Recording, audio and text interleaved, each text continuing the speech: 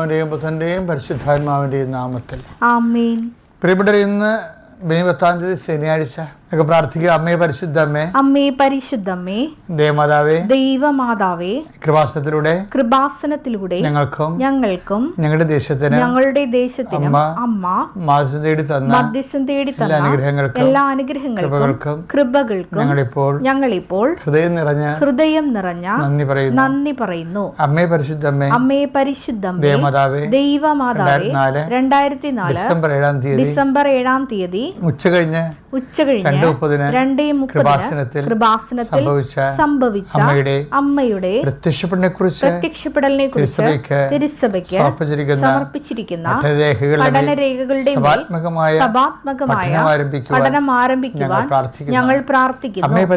അമ്മേ പരിശുദ്ധമ്മേ, ഭൂസ്വർലോകങ്ങളുടെ രാജ്ഞിയായ അങ്ങേയ്ക്ക് ഭൗമസംരക്ഷണത്തിനായി പ്രപഞ്ച പ്രകൃതിയെ തന്നെ തിരുസഭ പ്രതിഷ്ഠിക്കുവാൻ ഈ പ്രത്യക്ഷീകരണം വഴി ഇടയാക്കണമേ. പരിശുദ്ധമ്മേ, ജപമാല മാതാവേ, സകല കൃപാസനം പ്രാർത്ഥനകളോടും ചേർത്ത് ഞങ്ങളിപ്പോൾ പ്രാർത്ഥിക്കുന്ന ഈ കുടുംബത്തിന്റെ പ്രത്യേക നിയോഗം പറ മക്കളെ.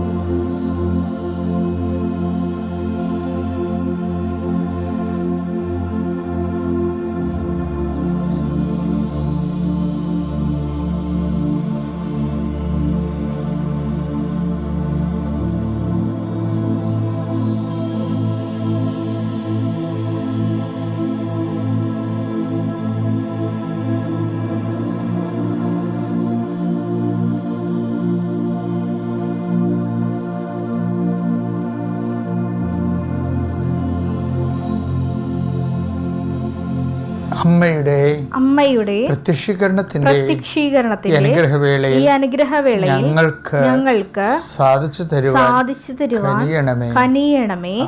ആമേൻ. വിശ്വാസ പ്രമാണം. സർവശക്തനായ പിതാവും ആകാശത്തിന്റെയും ഭൂമിയുടെയും സൃഷ്ടാവുമായ ദൈവത്തിൽ ഞാൻ വിശ്വസിക്കുന്നു. അവിടുത്തെ ഏകപുത്രനും ഞങ്ങളുടെ കർത്താവുമായ ഈശോ മിശിഹായിലും ഞാൻ വിശ്വസിക്കുന്നു.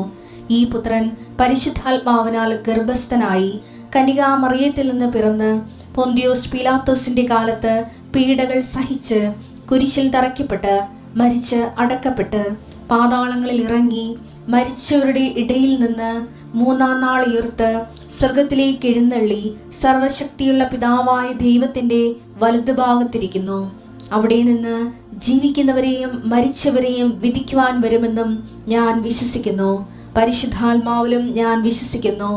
വിശുദ്ധ കത്തോലിക്കാ സഭയിലും പുണ്യവാന്മാരുടെ ഐക്യത്തിലും പാപങ്ങളുടെ മോചനത്തിലും ശരീരത്തിന്റെ ഉയർപ്പിലും നിത്യമായ ജീവിതത്തിലും ഞാൻ വിശ്വസിക്കുന്നു. ആമേൻ. സ്വർഗ്ഗസ്ഥനായ ഞങ്ങളുടെ പിതാവേ, അങ്ങയുടെ നാമം പൂജിതമാകണമേ. അങ്ങയുടെ രാജ്യം വരണമേ. അങ്ങയുടെ തിരുമനസ് സ്വർഗത്തിലെ പോലെ ഭൂമിയിലും ആകണമേ. അന്നു വേണ്ടുന്ന ആഹാരം ഇന്ന് ഞങ്ങൾക്ക് തരണമേ. ഞങ്ങളോട് തെറ്റ് ചെയ്യുന്നവരോട് ഞങ്ങൾ ക്ഷമിക്കുന്നത് പോലെ ഞങ്ങളുടെ തെറ്റുകൾ ഞങ്ങളോടും ക്ഷമിക്കണമേ. ഞങ്ങളെ പ്രലോഭനത്തിൽ ഉൾപ്പെടുത്തരുതേ, തിന്മയിൽ ഞങ്ങൾ രക്ഷിക്കണമേ. ആമേൻ. നന്മ നിറഞ്ഞ മറിയമേ, സ്വസ്തി.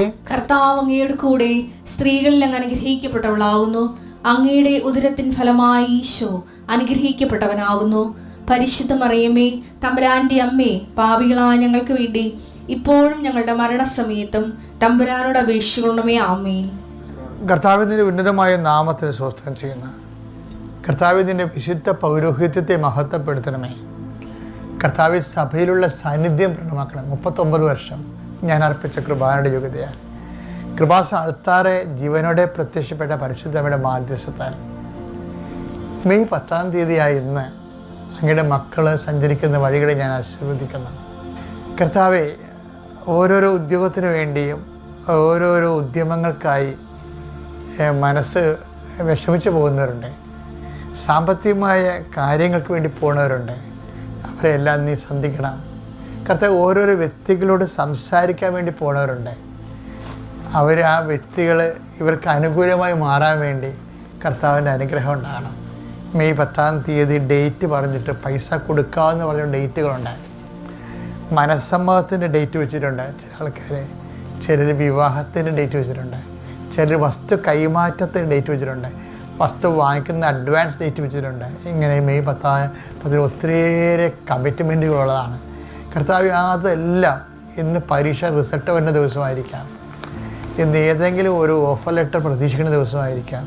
കർത്താവ് അങ്ങയുടെ മക്കൾ ഉത്കണ്ഠപ്പെടുത്തുന്ന എല്ലാ ഭാരങ്ങളിൽ നിന്നും, അവന് രോഗകരമായ അവസ്ഥകൾ, വല്ലാത്ത വേദന അനുഭവിച്ചുകൊണ്ട് പോകുന്നവരുണ്ട്, മക്കളില്ലാത്തവരുണ്ട്, മക്കൾ ലഭിച്ചിട്ട് പോലും സ്പോട്ടിങ്ങൊക്കെ ഉണ്ടായിട്ട് അവർ വല്ലാത്ത രീതിയിൽ മനസ്സ് വേദനിച്ച് ഭാരപ്പെട്ടിരിക്കുന്നവരുണ്ട്. ഓരോരോ കാര്യം ഓർത്ത്, വീട്ടിൽ സംഭവിച്ച ഓരോരോ സങ്കടകരമായ യാഥാർത്ഥ്യങ്ങൾ ഓർത്ത് എന്നാത്തിനായി ഇങ്ങനെ ജീവിച്ചു പോകണമെന്നൊക്കെ ഓർത്തിട്ട് വല്ലാത്ത രീതിയിൽ ആലോചിക്കപ്പെടുന്നവരുണ്ട്. അവിടെ മേലെല്ലാം കർത്താവിൻ്റെ രക്തം തളിക്കപ്പെടട്ടെ എന്ന് പ്രാർത്ഥിക്കുന്നു. എൻ്റെ കർത്താവിൻ്റെ ഉന്നതമായ നാമത്തിൽ, സഭയുടെ അധികാരത്തിൽ, കുരിശിൻ്റെ അടയാളത്തിൽ, ദൈവശക്തിയാൽ ഞാൻ നിന്നെ ആശീർവദിക്കുന്നു. പലപ്പോഴും നിങ്ങൾ ഓരോരോ വിഷയത്തിന്, ഇപ്പം ഞാനായാലും നിങ്ങളായാലും, ഇപ്പം ഞാനെന്ത് ചെയ്യും എന്നാണ് എപ്പോഴും ചിന്തിക്കുന്നത്. ഓരോ അല്ല അങ്ങനെയല്ലേ? അയ്യോ പരീക്ഷയ്ക്ക് മാർക്ക് കുറഞ്ഞാൽ ഞാനെന്ത് ചെയ്യും? എനിക്ക് ഉപരി വിദ്യാഭ്യാസത്തിൻ്റെ കൂട്ടുകാരുടെ കൂടെ പറഞ്ഞൊപ്പിച്ചിരിക്കുന്ന സ്ഥലത്ത് പോയി പഠിക്കാൻ പറ്റുമോ? അവർ മാത്രം പോയി ഞാൻ ഇവിടെ നിന്നാൽ ഞാൻ എന്ത് ചെയ്യും? ഞാൻ എന്ത് ചെയ്യും? ഇപ്പം നമ്മുടെ പ്രാർത്ഥനയുടെയൊക്കെ എല്ലാത്തിൻ്റെയും പിന്നിൽ ഈ ഞാനുണ്ട്. ഈ ഞാൻ മാറ്റിയാൽ എനിക്ക് വേണ്ടി ദൈവം എന്ത് ചെയ്യും? മനസ്സിലായില്ല? ആ രീതിയിലാണ് റീഫോർമാറ്റ് ചെയ്യാനാണ് പറഞ്ഞിരിക്കുന്നത് ബൈബിള്. എനിക്ക് വേണ്ടി ദൈവം എന്തെങ്കിലും ചെയ്യും എന്ന് ഒരു വിശ്വസിക്കുന്നിടത്ത് വെച്ചാണ് പ്രാർത്ഥനാ ജീവിതം തുടങ്ങുന്നത്. അപ്പോൾ അതുകൊണ്ട് തന്നെയാണ് ഞാൻ വെട്ടിക്കളയാൻ വേണ്ടിയാണ് പറയണത്, കർത്താവിൻ്റെ തിരുസന്നിധിയിൽ നിങ്ങളെ എളിമയോടെ വിനയത്തോടെ നിൽക്കാമെന്ന് പറയണത്. അപ്പം അതനുസരിച്ച് തന്നെ നമ്മൾ ഓരോരോ കാര്യത്തിനും ദൈവം എനിക്ക് വേണ്ടി ചെയ്യും, എനിക്ക് വേണ്ടി പ്രവർത്തിക്കും. അപ്പം അങ്ങനെ ചിന്തിക്കുകയാണെങ്കിൽ സ്വാഭാവികമായിട്ടും ഇതിൻ്റെ മുഴുവൻ റിസ്ക് നീ സ്നേഹിക്കുകയും വിശ്വസിക്കുകയും ആശ്രയം അർപ്പിക്കുകയും ചെയ്യിക്കണ ദൈവത്തിലാകും. അപ്പം അതുകൊണ്ട് പ്രാർത്ഥനാ ജീവിതത്തിൽ ഈ പ്രാർത്ഥനാപരമായ ഒരു എളിമയുണ്ട്. 1-10 വായിച്ചേ. ദൈവത്തിന്റെ ശക്തമായ കരത്തിൻ്റെ കീഴിൽ നിങ്ങൾ താഴ്മയോടെ നിൽക്കുവിൻ. അവിടുന്ന് തക്ക സമയത്ത് നിങ്ങളെ ഉയർത്തിക്കൊള്ളും. നിങ്ങളുടെ ഉത്കണ്ഠകളെല്ലാം അവിടുത്തെ ഏൽപ്പിക്കുവിൻ. അവിടുന്ന് നിങ്ങളുടെ കാര്യത്തിൽ ശ്രദ്ധാലുവാണ്. അപ്പം ഞാനെന്ത് ചെയ്യും എന്ന് ഇടയ്ക്കിടയ്ക്ക് ഇങ്ങനെ ഉദ്ദീപനം ചെയ്ത് ഉത്കണ്ഠ വലുതാക്കേണ്ട കാര്യമില്ല.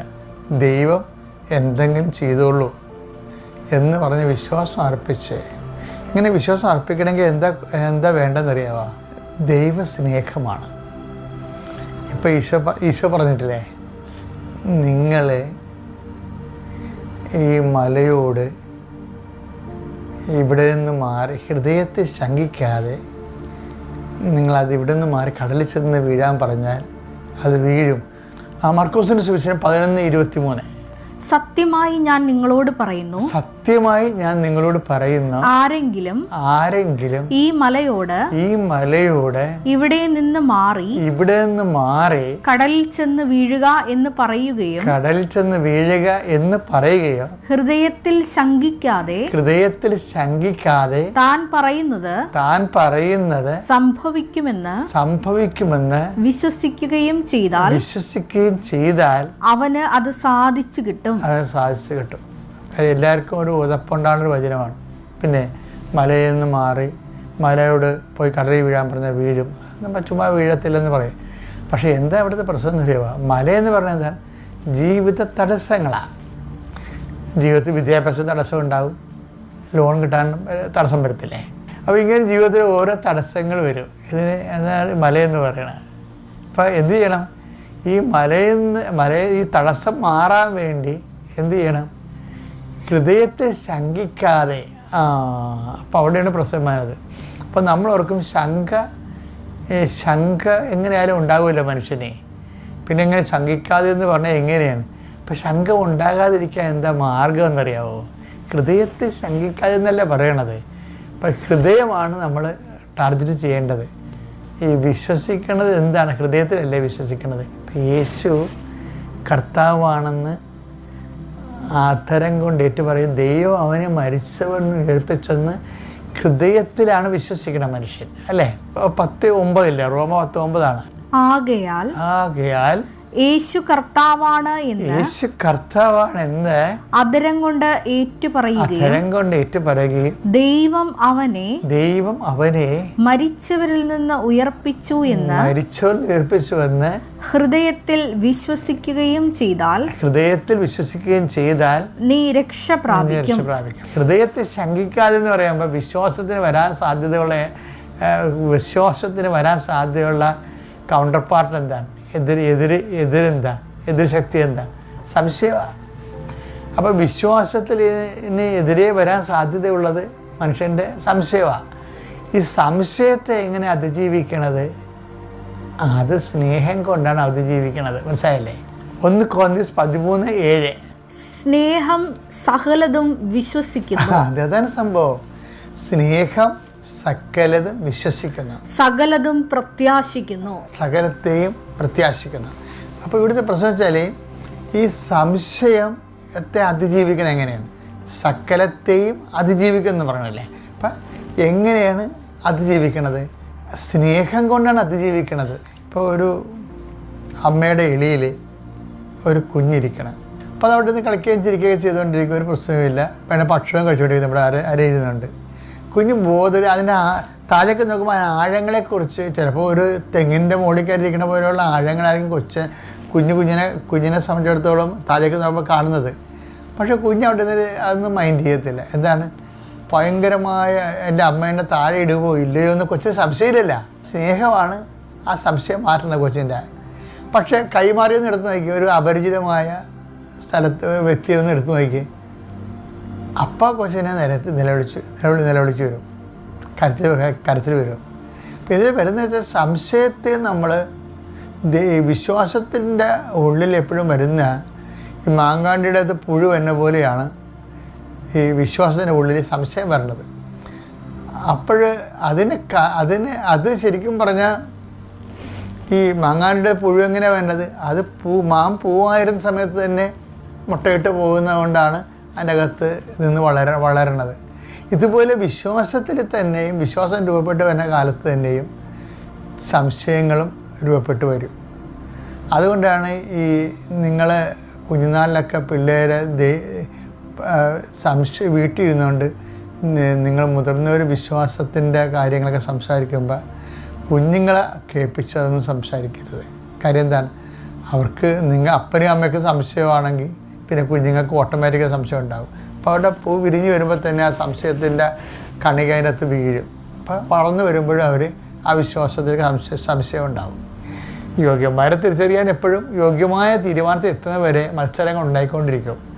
പക്ഷെ അത് ചിലപ്പോൾ ചില ആൾക്കാർ കയ്യാങ്കളിലൊക്കെ കൊണ്ടുപോകും. പക്ഷെ നമ്മളിതൊക്കെ കുഞ്ഞുങ്ങളെ ഇരുന്നുകൊണ്ട് കെട്ടിയിരുന്ന് വിളിക്കുമ്പോൾ കുഞ്ഞുങ്ങൾക്ക് ഓർക്കും ഇതൊക്കെ ചുമ്മാ ആയിരിക്കുമെന്ന്. അങ്ങനെയല്ല, ഇതൊക്കെ ലൈഫിൻ്റെ ഭാഗമാണ്. പക്ഷെ കുഞ്ഞുങ്ങളെ കേൾപ്പിച്ചതൊന്നും സംസാരിക്കരുത്. കാര്യം അവരെ എപ്പോഴും നമ്മൾ അവിടെ ഉള്ളിൽ ഇപ്പോൾ ഈ മാങ്ങാണ്ടിടത്ത് എങ്ങനെ പുഴു വരുന്നത്? ഞാൻ നേരത്തെ നിങ്ങളോട് പറഞ്ഞില്ലേ, എന്താ വരുന്നത്? പൂക്കുമ്പോൾ തന്നെ പരാഗണത്തിലൂടെ വരുന്നതാണത്. അപ്പോൾ ആ രീതിയിലുള്ള ഒരു അവസ്ഥ കുഞ്ഞുങ്ങൾക്കുണ്ടായിരിക്കാൻ വേണ്ടി നമ്മൾ പ്രത്യേകം ശ്രദ്ധിക്കണം.